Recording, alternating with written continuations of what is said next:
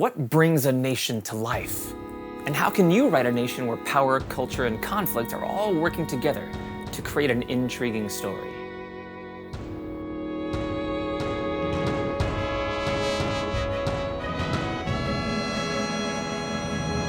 Nations are represented by borders and flags, but they're also systems of belief, conflict, and culture woven together through geography, history, and design. In this episode, we'll explore the principles that shape compelling nations, walk through how to apply them, and look at examples from Naboria, the Cataliman Empire. Before we sketch borders or list exports, we need to set the ideas that hold a nation together. These 7 principles keep a nation coherent, no matter which voice you write in. Principle 1. Tone is sacred. Pick a voice and keep it consistent across sections. Your voice can shift by project, but the nation's tone or entire work's voice anchor trust for a reader and players. When the language, stakes, and imagery match across government, culture, magic, and history, the world reads as one piece. Principle 2. No generic nations. A nation needs a distinct cultural identity and a narrative arc. When you define who these people are and what change they're moving through, every section begins pulling together in the same direction. Principle 3. Geography is destiny. We covered this in the Shaping Continents episode, but it's worth repeating when building nations. Terrain and climate decide movement, trade, diet, and threat. Put mountains, rivers, and coasts, and winds on the board first. Then let economies, religions, and rivalries grow from those constraints. This keeps maps, markets, and mandates aligned and believable. Principle 4. Conflict is internal. Monoliths feel fake. Name factions, classes, and faiths that disagree on goals and methods. Write the mechanism for challenge, how rules get tested, how power changes hands. These frictions generate scenes and create new lore for others to explore and make their own stories with. Principle 5. Magic is cultural. Treat magic as deeply as customs and politics. Name who wields it, who fears it, and who pays for it and why. Once magic sits inside ritual guilds and orders, it further defines societal behavior and creates plot pressure you can use at the table. Principle 6. History is mythic. History is a living story that shapes the present. Write time periods as turning points that still echo in festivals, oaths, borders, and grudges. When past events keep paying dividends in scene work, your setting stays alive between the sessions. Principle 7. Narrative hooks matter. Place tensions where characters can step in now. Succession fights, border tariffs, sacred sites under dispute, guild strikes, or heresies on trial. Hooks tied to places and factions reveal your nation faster and better than exposition. These principles are small, but they protect continuity when you draft fast. They make revisions simpler, and they let collaborators add content without breaking the nation. Keep your chosen voice. Let these 7 constraints do the heavy lifting for the logic and play. Now let's look at applying these principles section by section to show how the template builds identity upon purpose. The Nation Design template is my tool for turning principles into structure. I'll walk through each section to explain what it asks for and why it matters. Section 1 is the introduction. This is where tone and tension enter the stage. Write 2 to 3 paragraphs that set the nation's identity, political climate, and mythic or historical context. Name the major powers, factions, and looming conflicts. If divine influence or ancestral legacies shape the culture, hint at them here. Section 2 is geography and climate. In this section, describe the terrain, climate, and natural features in sensory detail. Name rivers, mountains, forests, and any magical geography of importance. Things like ley lines, cursed lands, or divine groves. Section 3 is life and society. This section splits into 2 parts, government and culture. Government defines power, who rules, how laws work, and how justice is enforced. Include councils, monarchies, divine mandates, or military rule, and show how those systems might bend or break under pressure. Culture paints the texture of daily life. Art, architecture, festivals, traditions, and social rituals. Show contradictions in the society, such as decadence versus discipline or tradition versus innovation. These tensions make societies feel as if they are moving behind the scenes, regardless of your characters. Section 4 is work and commerce. Economy drives story. Detail resources, exports, imports, and trade routes. Include guilds, black markets, and criminal economies as well. If magic drives industry, explain how.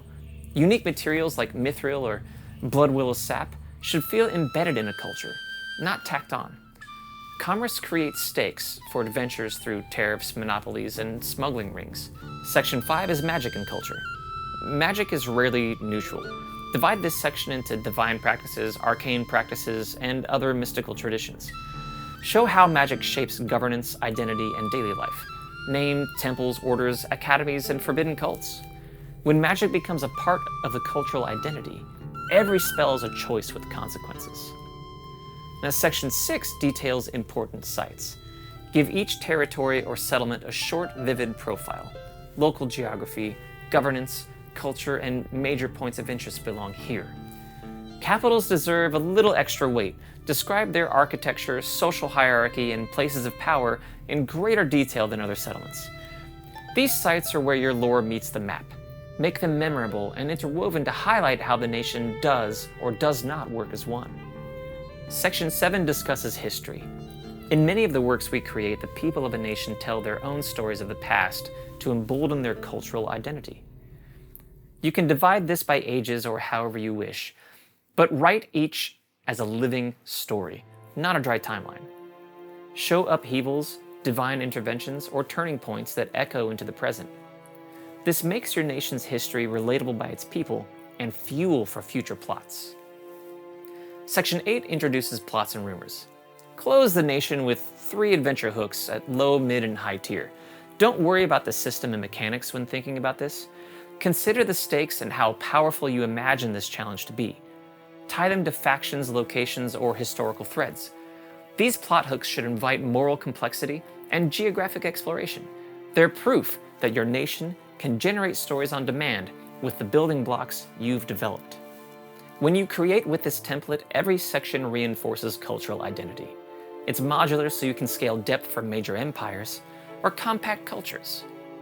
Next, we'll see these principles in action with a real example from the Cataliman Empire in my setting, the Chronicles of Naboria. These excerpts will hopefully show how the template helps shape the writing of the world.